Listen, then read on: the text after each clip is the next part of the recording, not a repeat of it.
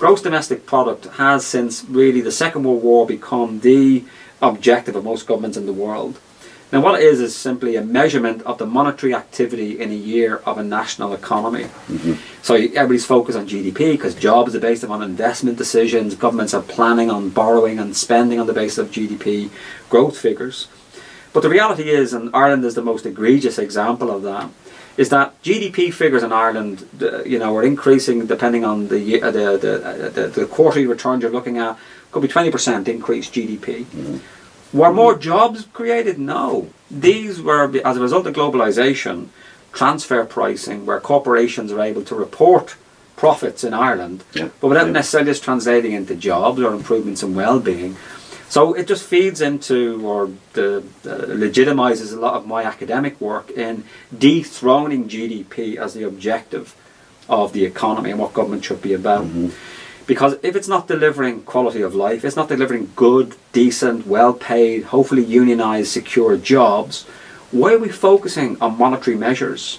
A bit like the Wall Street or the Dow Jones being up. Do people's hearts sing when they hear the Dow Jones is up or down? If you're an investment banker, certainly, and I'm not under any illusion that, of course, our pensions, often our investments are in the stock market, but really we've got to start looking at, in the 21st century, alternative indicators, because what gets measured gets done. And if we're focused purely on GDP, we miss out on inequality. GDP does not care about the distribution of wealth or income in a society. All it looks is the headline figure. Nor whether it's a positive aspect of society or it is not. Your arms industry creates a lot of jobs, both in terms of people making guns, selling guns, but even when somebody is killed, that increases GDP. The paramedics that come out, the inquest, the trials that may happen, ching, ching, ching. I mean, it is a ridiculous figure as a measurement of a society's welfare. Because, as you say, it includes so many things that we would say are either morally dubious, lawyers who are battling forward increasing GDP but actually producing any social value, or downright negative.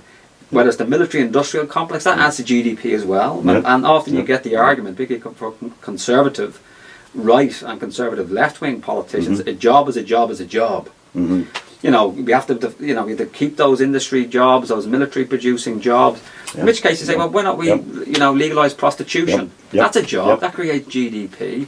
So the issue really is that we've now reached a crisis of GDP where it's no longer measuring what matters. What matters for people are good, decent paid jobs, where the social well-being is increasing, and in particular, whether it's ecologically sustainable, and also whether it adds or decreases from inequalities. Whereas what matters for people is your relative size, the redistribution. So actually, my view is we don't need any more growth, not in the overdeveloped world.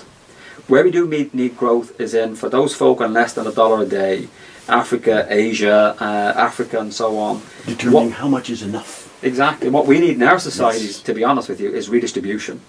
We need economic security. We need to have a sense that people know there is a decent school nearby, they can get decent food, there's healthcare available. Whereas when you are in a position of insecurity, that actually fuels people's individualism, so everybody's out for themselves, but also then it fuels economic growth. So for me, and I'm currently working on a book and a research project looking at economic growth as an elite ideology, that it serves the interests of a certain elite in society, a political economic elite, to keep us all hooked on economic growth.